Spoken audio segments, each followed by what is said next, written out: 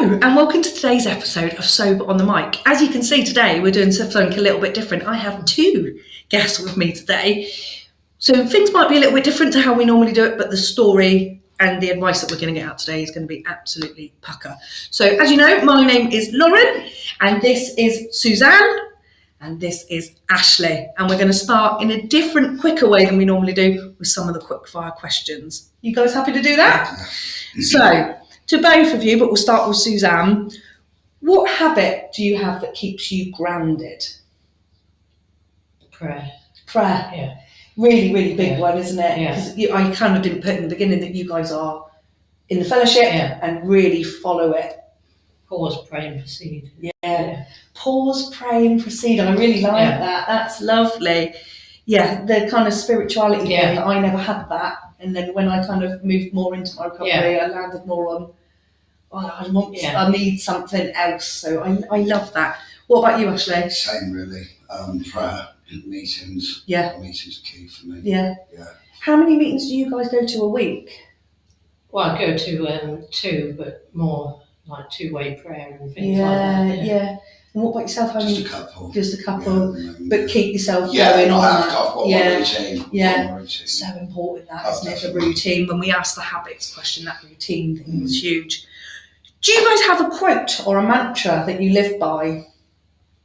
Well, mine is if you don't grow, you'll go, because of the growing. You need to keep growing to. If you don't grow, you'll go. But then, for anyone new, it'd be don't give up, giving up. I mean. Yeah, don't give up, giving up is a massive one, isn't it? Because we see so many people, and it's like this one could be the one, and so you learn something new every time you try. A seed's been planted. Well, it took me 10 years in and out. Yeah. So I didn't give up, giving up. Yeah. Oh, I love that. And what about yourself, Ashley? For me, it's just a day at a time. Yeah. This is a daily programme. Yeah. So I don't think about what's going on next week. Yeah. Because if I think that, it's overthinking. Yeah. So today, I'm not going to take drugs. Massive thing to help with that anxiety, isn't it? That one day at a time, because sometimes you even ping it back to just an hour at a time, isn't it? It's so helpful. Okay. So this is a more kind of complicated one. Who is your hero? So I'll go with you first, Susanne. Who is your hero? Bill W, I think, that started AA. Yeah. He. I went on a cruise last year, and they had AA meetings. But like it was called Meeting with a Friend of Bill, and I thought I really like that. So done in that kind of confidential way. But yeah, that's a great one, isn't it?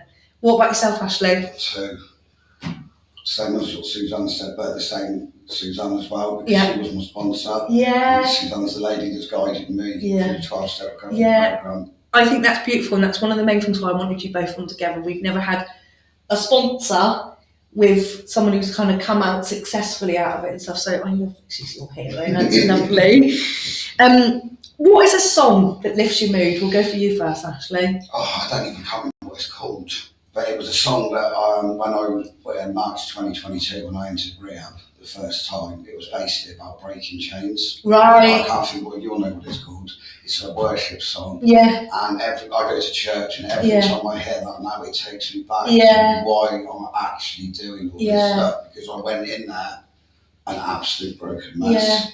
And so that's a very good thing for me. So if you have a difficult day, that's a song, and it I'll just put that puts you in the mood. And then I can fast forward the clock from where I was to where I am now, and I can think actually today's not all bad. Yeah, I love that. It's so powerful how certain songs and music can do that. That's lovely. What about you? Anything reggae, really. Yeah, I love that. Yeah, bit of reggae gets you going. Oh, I love that. And let's go for, if you could have a superpower, what would it be? Fly, I think. Everyone goes for fly because I think it's to avoid the traffic. And then some people go for mind reading, but I can't think of anything worse than being able to know what Okay, so we'll get now more into kind of the nitty gritty of what we've got you here for.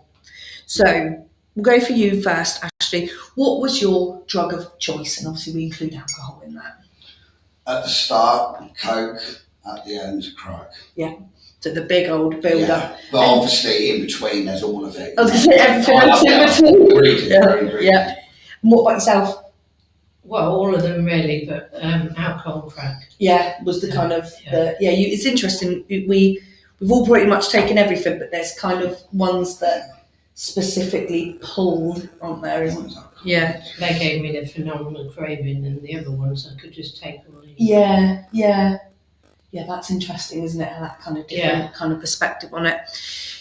So for you, Susanne, how old were you when you first noticed that maybe you had an issue with substances where you thought, this is a bit different for me than it is for other people? About 18. 18, so early. Yeah. It's fascinating how many people we have on here, it's their teenage years. Yeah. Like a lot of, I was the same as well. Like when I used to drink with my friends, I'd want to keep drinking and keep using, whereas they're like, right, we're off home now, and I think, well, it's only 3 a.m. I know. Yeah. And what about yourself, Ashley? A little bit older than Susanne. I'd probably say just before I moved to Devon, so before I was 25.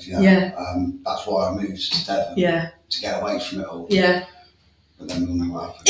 That didn't work. There's one way you go, you can never cement it. No, we can't have a holiday from ourselves, can we? That's a big one I've kind of learned.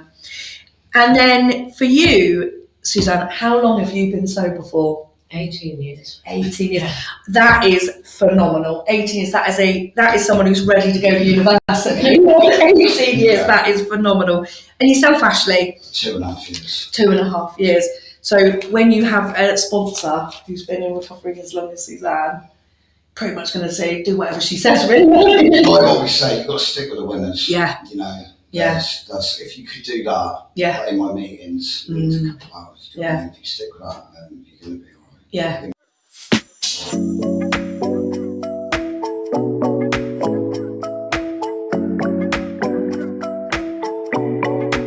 Okay, so now we're going to get to kind of the bulk of today's episode. So we'll start with you, Susanne. However you want to start and kind of however you want to do it, what is your story of how you kind of got to where you are today? Well, I always felt different in the world, like I didn't fit in. I'd always be acting out for attention in class and people pleasing and the class clown. Mm-hmm. It was like I couldn't wait almost to have something to help me escape, and I was just before I was 14, and some people I was hanging around with were in the naughty crowd, and we went and got some alcohol, and I got drunk that I passed out the first time. Yeah. And then I chased that feeling afterwards, so I never ever wanted one or two or controlled it from the beginning. Yeah, straight from the off it was oblivion. Yeah. I never went out to just have a few nice drinks. Yeah. I wanted to get wasted every time. Mm-hmm. And it progressed from there. It'd be every weekend. A lot of the time they'd put me in a separate room because I was too wild in the classroom. I'd be climbing out the window and going down to buy cigarettes and skiving and getting on the bus to go to the arcades to meet up with the people. And then I got expelled from 2 schools, and then I just hanging around with the people who got wasted. Then I found cannabis. I bought an 8 for that to start with. It made me sick. I said I'm never doing that again. And then went and bought some more the next day. And I gave it away because I've said I'm not doing that again. And then it became raving. And that was when I felt like this is what I want to do for life now. Yeah. Be up all night dancing for up to 5 days. It was all the raves, free parties. Yeah. I was friends with the travellers, so I bought a caravan on a traveller site and was drinking special brew, and it all seemed, well, I quite enjoyed it at the time. And then it started getting to that 19, I was about 19. My first detox, it got quite bad. So you had your first detox at 19? Yeah. Wow. My husband was in prison then, he wasn't my husband then. I just met him, I was in a homeless house centre as a receptionist. Yeah. He was a client, and I met him there. Yeah. And he went to jail. I remember when on holiday, I had nowhere to go, so I went into detox. And all they taught me in there was relaxation, really. I didn't find out about meetings till later on, but they gave me Valium and other things, and that was another addiction started then. I wanted have pills as well, and then it became... It's crazy, isn't it, that you've got one addiction, so let's give you another, and that solution of meetings wasn't given early on, was it? No, and then my husband came out of jail. I think he overdosed quite quickly, and I had to learn to give the kids a life, and said, I said I'd never take heroin, but we had 2 children, and he was violent. He used to grind me down with words, and he was really passive aggressive and nasty, just controlling and really violent, and I just felt like I was in love with him, and I just put up with it thinking he'd change. Kept so moving, common that, isn't it, that he'll change. Lots of children, they got adopted because I kept going back to him, putting myself in a position to be harmed. That's when I ended up on heroin and crack to block the pain, and it did work for about 4 years. But I just how couldn't old were you forgive at this point? I was between about 22 till 26 or something like that. So still young, and pretty much had a whole life. So I was on crack and heroin for 4 years. And it wasn't really my drug, heroin. I didn't like downers. I loved crack. Just gave me that escape. And, well, I ended up just taking that with my husband a lot, and then from that I just couldn't forgive him for losing the children. So I kept leaving, coming back, the whole 8 years I was with him. Or he'd be in prison at different times. And then I left him, moved to Bristol. I went in a psychiatric place quite a lot for detox, or when I was suicidal.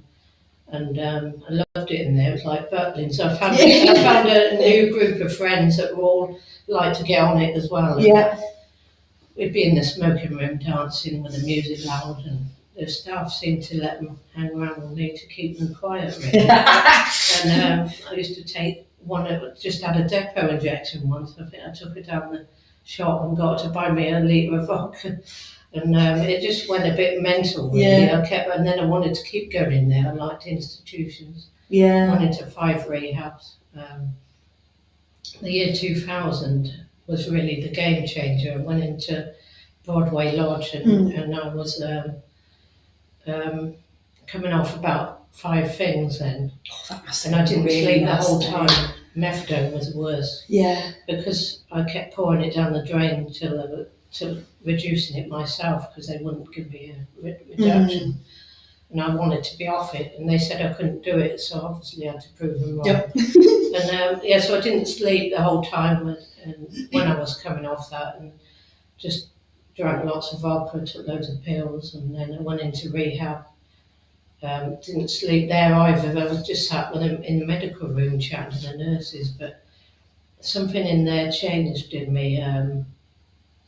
They loved me till I loved myself, really. And this counsellor in there was very close to, and told everything, and it was like I haven't needed therapy since, and we're still in touch. She hasn't kept in touch with anyone else. That's incredible. And she sends me people to help now. But, that was a game changer, because I came out there and I didn't get addicted to anything again. I'd started going to meetings when I was 24, but when I came out of there, I didn't keep going to meetings, so I got with another man for a few years, and then another one for a few years. Just smoked weed the first time, most of the time, just to get me to sleep. The second time was just binge drinking now and again, and same pattern, dysfunctional, both alcoholics. Because that was the people I felt comfortable with. So I'd hang around with people who drank like me, so it felt normal. But I didn't get addicted again. I didn't take the class A's again. It was just alcohol then. And then I came to Paynton about 19 years ago. I went into a women's refuge there.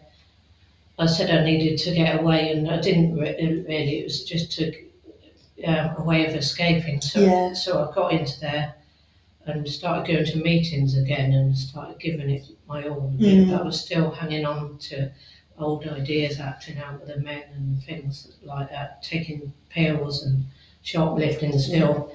And then I just broke down in tears one day, and something changed in me. It released. I don't know what. I can't explain where it came from.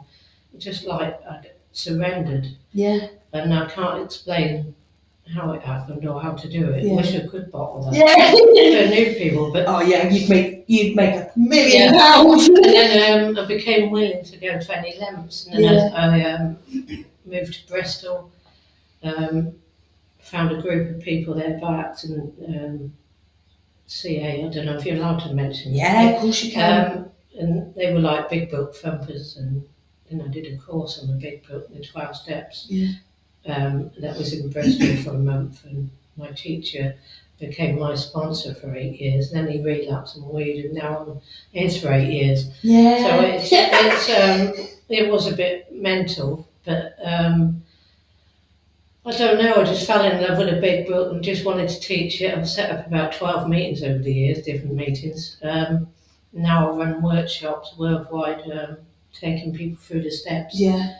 The Big Book Awakening, I do that. And I run two-way prayer meetings. It's just a way of connecting with your higher power, whatever it is. And that gives you a deep connection and makes you more God-reliant than human-reliant. Yeah. And that works for me. Whatever you believe in, spirituality, Buddhism, whatever, it works for anybody. Yeah. And I'd imagine if you've had a life where you've been let down by humans a lot, that must feel like just a complete new oxygen to you, of this idea of there's something else that I can rely on. Yeah. Yeah.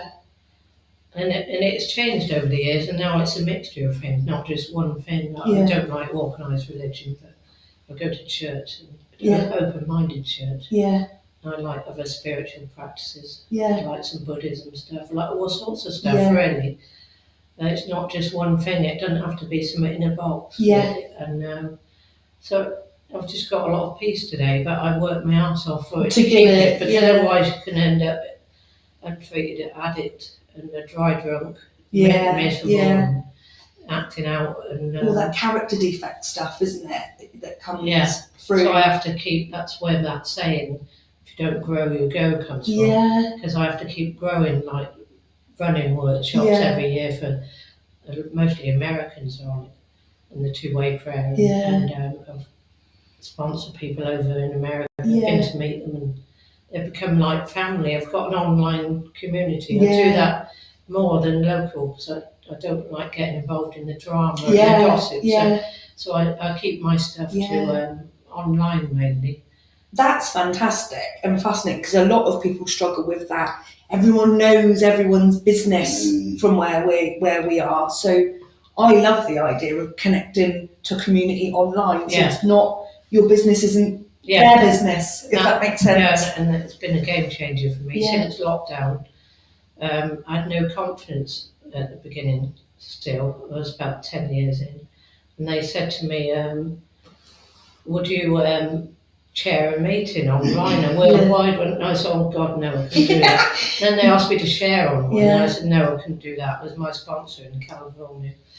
And then later on, I ended up leading workshops, sharing on meetings, hosting meetings, taking meetings. And unbelievable. And doing the two-way prayer meeting, Father Bill. Now we've got a spiritual guide and 3 sponsors for different things.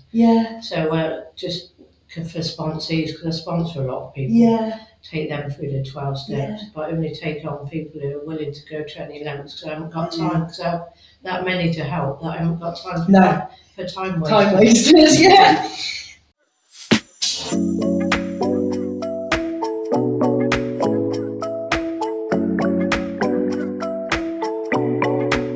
So now over to your story, Ashley. So however you want to start and however you want to do it, tell us your story.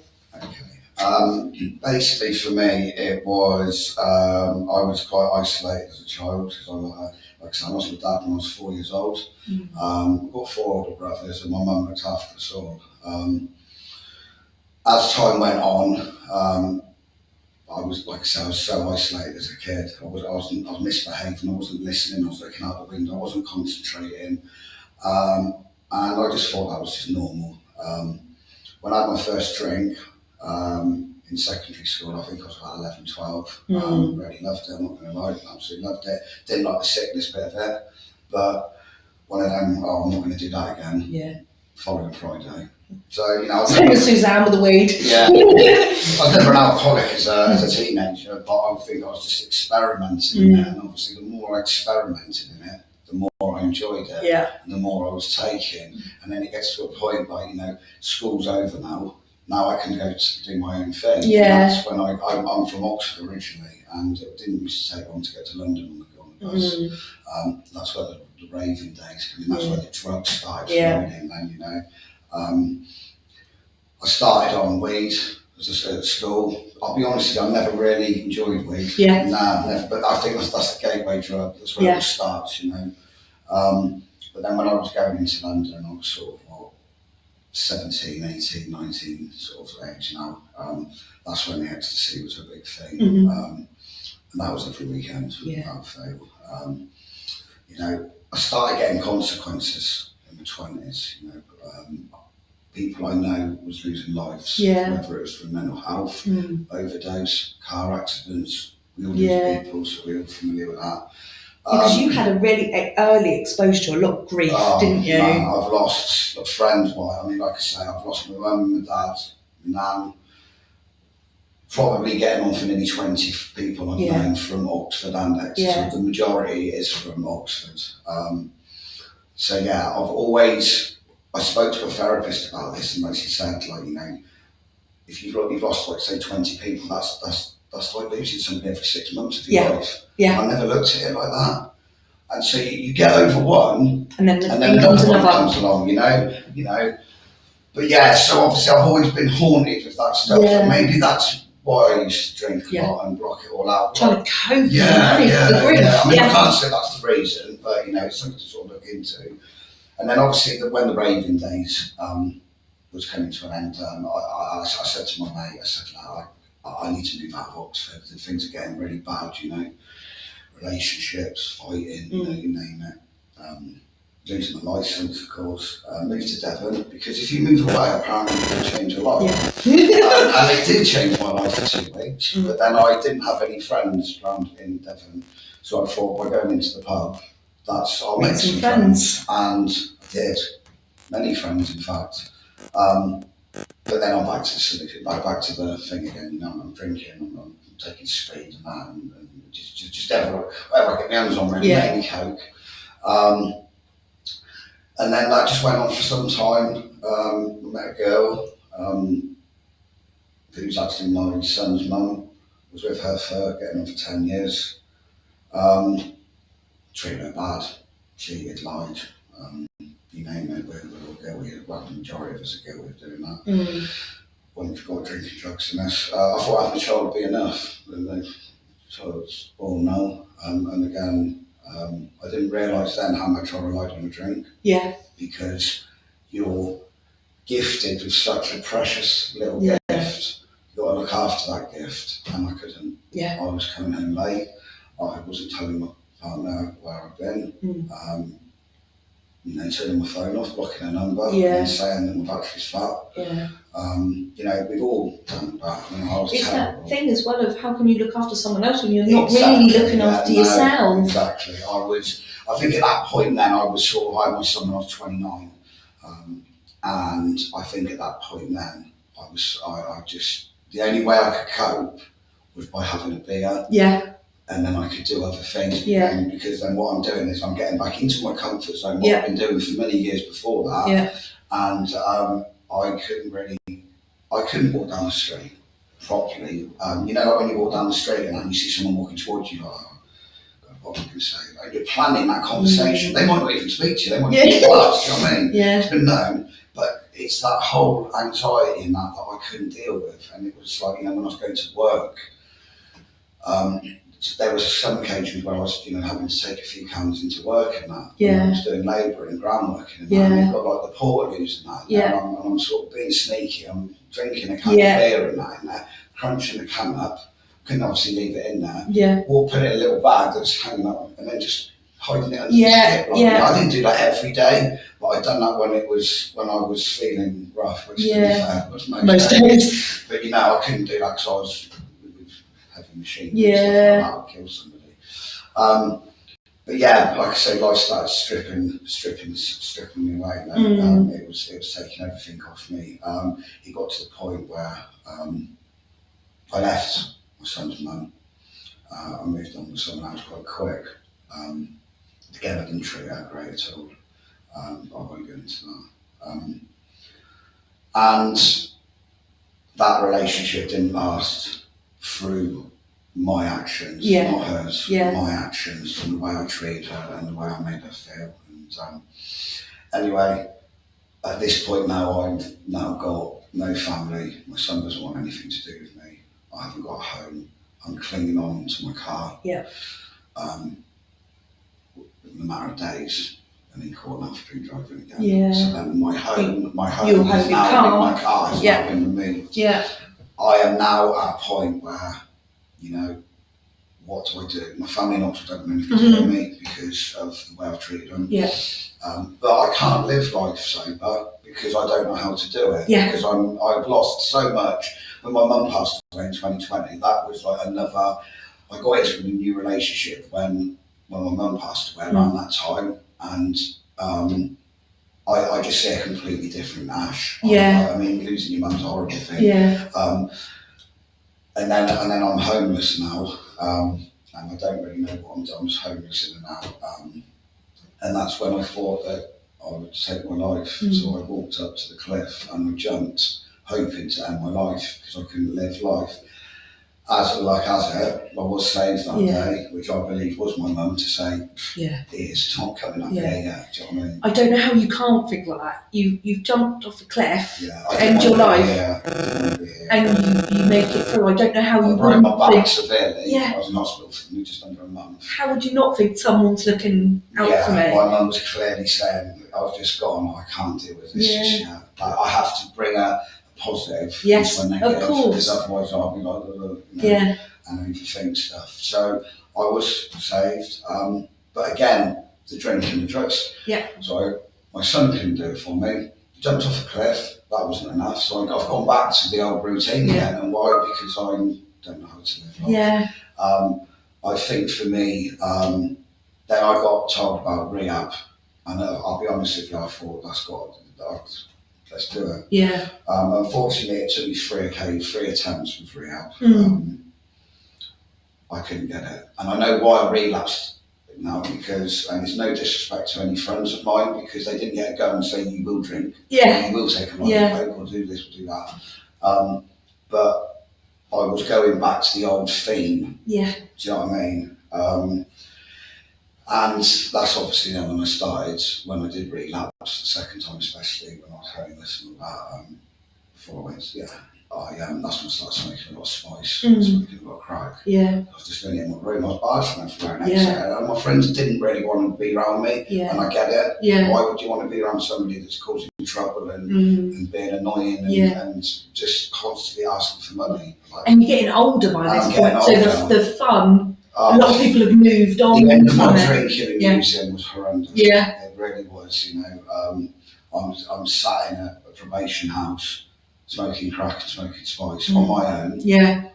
While everyone's out on Friday and Saturday night having fun with their friends. Yeah. And then I'm seen walking down to the Premier store. I can barely walk because I've smoked too much spice. Now people ask me, am I alright? And I'm like, I'm not alright. But also at the same time, you're like sort of looking at me. It's horrendous, really. But for me, this is sort of where Susanne comes in. When I came out of rehab, third time, 1st of November, which so happens to be her birthday, Susanne helped me in a place called Open Doors. Yeah. They'll give you a bit of food if you're struggling. Yeah. I was very fortunate with getting help. They did put me in a hotel because of my vulnerability from my back. Yeah. Because when I broke my back, I was also homeless. So I'm sleeping in doorways with her. Which is insane. Yeah. How can you be homeless when you've got a broken back? Yeah, it was just on a back brace. I was having to sleep on stairwells and that, and car parks. It was horrific. I didn't tell people that because it's about, I don't know what people think of me. Yeah. But, it's crazy, isn't it? But actually your human rights, I can't be out homeless with this. Yeah, exactly. rehab did work, but it didn't, if you know what I mean. But the reason it didn't is because I tried taking over. I tried running the show. It doesn't work like that. You've just got a few little things to do. If you stick to that. They said to me, go to a meeting. My attitude when I get out, I've just been in rehab for 9 months. What more do I need to learn? Do you know what I mean? Yeah. That's the old alcoholic taking over again. I did relapse, and even when Susanne was helping me, and then one day I think it took me about 7 months on and off. I was still going to meetings, but I was still telling a few fibs. You know what I mean? That's what we do. I think the light bulb moment for me was I lost a very, very close friend called Emily from Oxford, and we used to talk a lot. And she was in recovery, and she took her own life. She died. It was a wake-up call to say, "Oh my God, I was talking to you yesterday, and now you're not here. Is my son going to be having that conversation with his mum?" And for some reason, it's like a slap in the face. I felt like I'd had a good hiding. I rang Susanne, I told her, because I did go on a relapse after that. That wasn't because of her, it was because I didn't know how to deal with it. How do I deal with these emotions? But I'd done the naughty thing, the crafty thing. Oh, my son's called Alfie. Alfie, would you like to go bowling at 9 o'clock in the morning?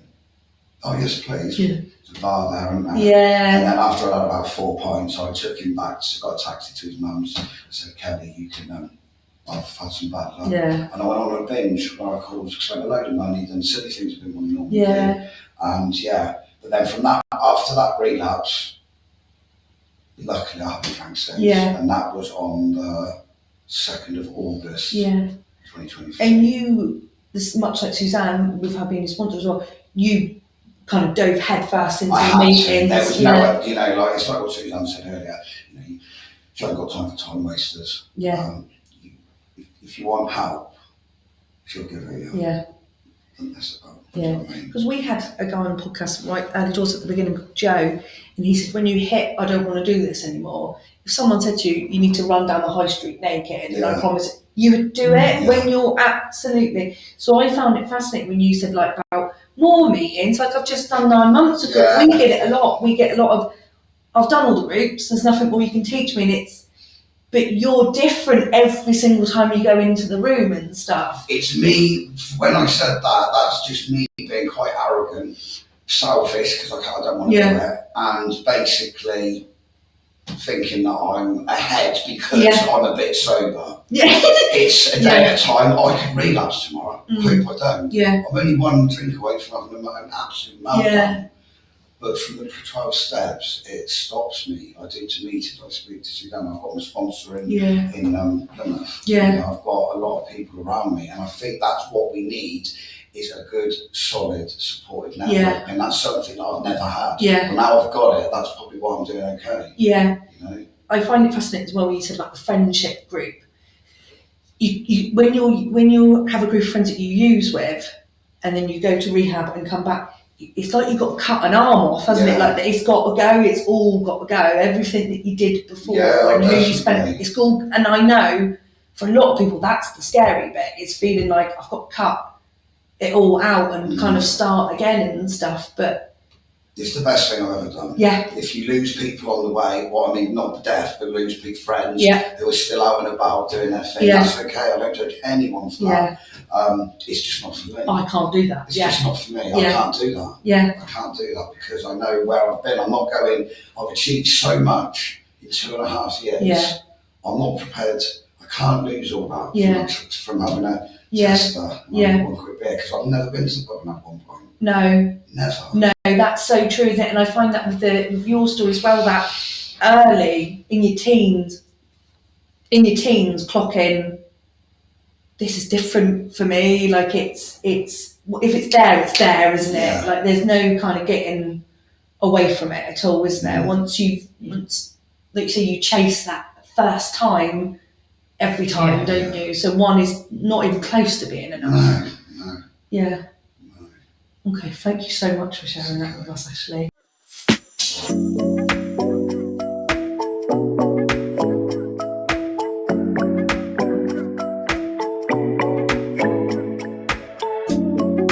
I have many rock bottoms along the way, not just one, but that deep surrender. I just can't explain how I got, like I told you earlier, but yeah, and just keep going really, and keep going to meetings, find ones you like, and try more than one, because if you go to one, don't like that one, it doesn't mean they're all the same. Yeah, you try different online. We hear that a lot. Yeah, I went to one, I didn't like it, and it's then go to try another one.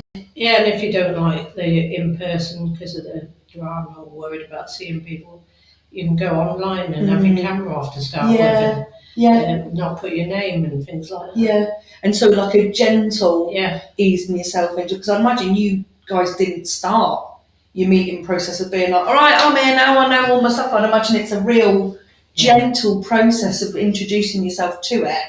Well, yeah, I first went to a meeting because I was bored in this refuge I was in, because someone else was going just for something to do. Yeah. And when I went there, I heard like people like me, and I thought, God, I've found something here. Even though I was in and out for 10 years, it did plant a seed. Yeah. And then I kept coming back. That was the main thing.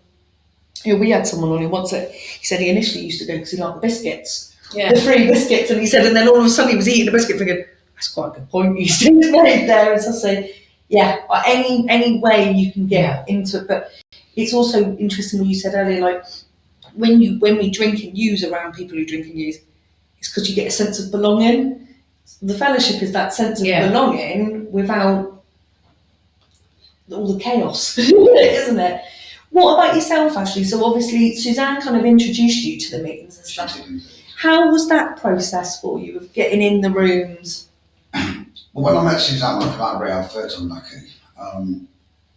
She did mention meetings, and for about a month, I said I'd meet her, but I didn't. Yeah. But I had relapsed. Anyway, when I finally went to my first meeting, I was just welcomed with like loads of hugs. Are you okay? Do you want a coffee? Do you want this? Do you want that? You know, just sit down and chill out. Don't have to say anything. And at the end of the meeting, I thought, I don't know if I can do that again. But then again, that little light bulb went, oh, hang on a minute, actually, you haven't drank today. You just had a really nice swell. Maybe you do it again tomorrow. And I did. Funny enough, I didn't have another drink. And then that sort of gelled into my head. For me, meetings are everything. I will do meetings for the rest of my life. Yeah. People say to me, oh, are you still doing those meetings? I am indeed. Why? Because I'm still learning. And I'm still not using. Yeah, so it's working. I'm learning and I'm not using, and it's just the way forward for me. Because I have, over the 2.5 years I have been sober, there has been times, you know, where I got a week or so off, especially at Christmas because I had my son.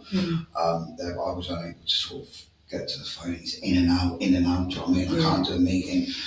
And I did feel wonky. I thought wonky. And so, but when I get back into the meetings, I feel I'm at home again. People who don't do meetings don't get that, and that's okay. You know, I'm not expecting them to understand. You know, but the people that are fully in with these meetings do understand what I'm saying. You know? It's like a home for me. Yeah, I think that's really, really lovely. Really is.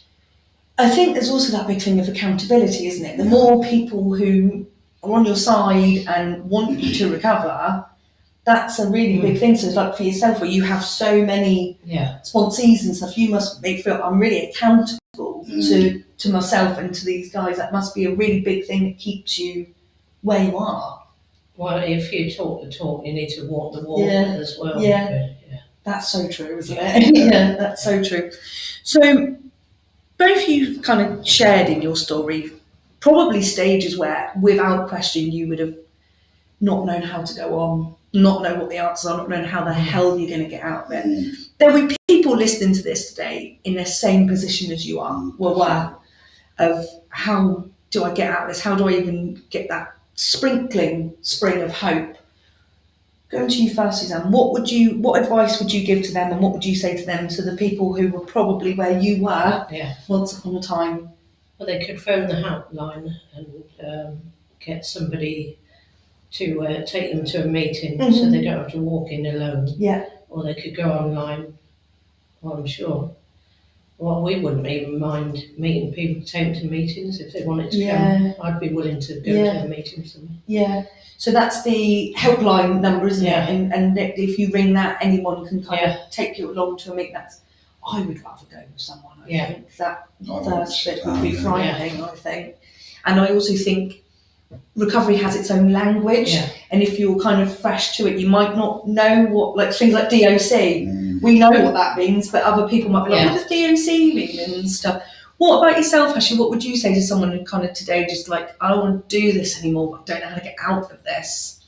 For me, rehab, but rehabs are very expensive. Now, I was quite fortunate, and mine was free in Leicester. Yeah. It's called the Carpenter's Arms. I thought I'd mention that because they would take people. Yeah. Oh, that's good. The Carpenter's Arms. Carpenter's Arms. I believe it used to be a pub. Yeah.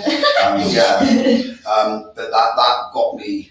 That got me good. So I learned so much in there. Do you know what I mean? And it's a good rehab, and it doesn't cost you anything. Yeah. You just take the benefits. Yeah. But, but then if they don't want to go to rehab, like Susanne said, get to your local meeting. You've got to type it in on Safari where you live, blah blah blah, and find somebody to go with. Yeah. If it was in our area, I would be like Susanne, I'm happy to go with somebody, but obviously I can't travel well. I'm outside of London. But so in the Exeter kind of area. But and go to a meeting, and they will hear the word God. Yeah. And I'll be honest with you, it scared me to start with. Yeah. But then I came to realise that it's you're handing your life over to something that's greater than yourself. Yeah. Because I can't do this on my own. Yeah. And I haven't done it on my own. Yeah, the evidence points to when you tried to do it on your own, it didn't work. When you hear the word God, people are all like freaked out by it. And that. Just pretend you didn't even hear that. Yeah. And get a sponsor. I didn't want a sponsor, I'm not going to lie, but then I realised, I can't get past a week. Yeah. Why is this not working? So I'm not listening to Susanne. Yeah, it is. It's a listening. Recovery is a listening and doing activities, and I think a lot of people think it's like something you just are, and it's not. It's a constant process that you're in. And I like what you said earlier, Ashley, about you're constantly learning new stuff. I'm so blessed and grateful. I've got 2.5 years under my belt. Yeah. I'm still a little nipper in this program. I am so small in this program. Yeah. So someone like you, where you're so far into it, I bet you even learn new things every single day. I have to, that's why I need to keep growing in this. In this program. Yeah. I think that's the thing, is that recovery isn't the destination. Yeah. It's a way of living, isn't it? And it's kind of constantly. Well, it's not a coffee shop, you need to put the action in. Yeah, yeah. Absolutely fantastic. So for anyone who's meeting curious, you would say, even if you've been before, go again and keep. Yeah. One thing I've always done, what has been seen, and along with so many other people, Ashley, even at the start, this was mentioned on Monday when I've done a share, even though you kept relapsing, you kept coming back. Because if you stop going, what else are you going to learn? Yeah. You're going to get back into bad habits, and then you're going to get involved around the wrong people, and ka-ching, I'll be waiting on the door at rehab again. And I'm not prepared to go to rehab again. And again, it's that follow the winners, show up for yourself. Yeah. Stick with it. So for me, like recently, I've started going to the gym for my well-being and stuff, because it just makes me more on it in the day. And there are mornings where I wake up and think, I don't want to do this. And I'd imagine it's quite similar with like the meetings and the steps, where it's like, this is heavy, you've got to go through it, haven't you? You've got to keep going, and it's meant to be uncomfortable. It is, because when I went to AA first time, I just thought it was just stop the consequences. I even asked Susanne, if I don't have a drink in a month, am I allowed one or two? That's how clueless I was. What did you say to that? No. But what I've also learned is I had no confidence on my first meeting. And then as time's gone on, I've been asked to do a little share like I'm doing now. You get your confidence, you learn more about yourself. I remember being told, Ashley, we need to learn a bit about you. Let's know a bit about you. What's your favourite colour? I don't know. What's your favourite football team? I don't know. What's your favourite drink and drug? Vodka and crap. Yeah. That's how we're in it. Yeah. Whereas now I don't have the desire. I can't say I'm never going to drink again, but I'm not going to drink today. Yeah. This just go to meetings. Yeah. It will change your life. That not remembering what your interests and hobbies are, especially when you start from a young age, you don't know what you like, what you don't like. No. That can be quite exciting. As much as that is terrifying, it's also so exciting, isn't it, to learn new stuff about yourself and things like that. I've learned so much about myself. I'm not the same person I was when I went into AA. No. I was a very frightened, broken, anxious, in some ways, little boy. Yeah. And I've always said that when I was homeless, I thought I was a big fish when really I was a lost boy in the city. But I thought, because I'm drinking and drugging, I'm robbing Hood me. But now you learn so much. Yeah. You learn so much. So, and finally, to finish it off, and we'll always end on that high and lovely bit. What does life look like now for you both? We'll start with you, Susanne. Recovery. What has it done for you, and where are we at now? Well, I've got peace of mind. Yeah. Going through a lot with my parents both being ill. My dad's got Alzheimer's and cancer. And I can be there for them. Like I'm having him a week a month because my stepmom's on the verge of a breakdown. Yeah. That must be a feeling though. I can hold this. Yeah. I'm all right. I can be trusted with this. That must be priceless. Yeah, it is, and that's part of my amends. Yeah. My children have been in contact again, found me in recovery. Yeah. And I found my purpose, helping others. Really, I found that. Yeah. That's I tried to commit suicide 7 times in 2 months once, and when I came round, because I meant the last time, they fought to get me back. Yeah, wow. I had this desire to help people, so I think I was saved to help other people. Yeah, I don't know how the two of you couldn't believe there's another plan for me. Like you just would have to. You'd have to think, I'm sorry, there's a plan for me here.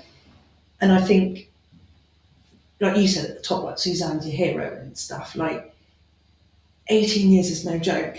And everything you've been through, I bet there were times when things were really difficult for you where you couldn't have even imagined what your life was like today. No, I had a difficult year in recovery last year, but I got through it by reaching out to my sponsors and doing more work and get through it. I've had quite a smooth recovery until then, but I had a lot of parents, sisters, baby dying, but I got through it and I didn't think it would drink or drug once because I prayed around it, I'd help around it, and I had a real tight support network, but you do get what you put in. Absolutely, it's so true, and it's you've got the life now that you've worked for, and that's a really big thing.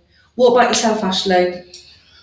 All I can say is I've mentioned this many times, from say 4 or 5 years ago, I've gone from being homeless, jumping off cliffs, having nothing, losing my son, losing absolutely everything, to now being 2.5 years sober, like Susanne, full of peace. Yeah. I've got my son back, half and half, so it saves me an awful lot. I'm driving again. I was able to take him to Spain in 2024, just me and him, So I'm present for myself and for my son. And like I say, that's priceless. I'm back in contact with my family. If I was still out there, I wouldn't have any of this, You probably wouldn't even have your life. No. And I'm doing good things now with good people. Yeah. Whereas if it's going around schools telling children, you're going to be like me, to talking in conventions in front of hundreds of people. I never thought I can. If you remember at the start of this video, I said I couldn't even talk to one person in the street. I knew them. Yeah. And now I'm talking in front of like 300 people at a convention about life. You surprise yourself, don't you? In recovery, you surprise yourself. It brings you all that courage. It brings it all. It just reopens you and gives you a new lease of life. Yeah.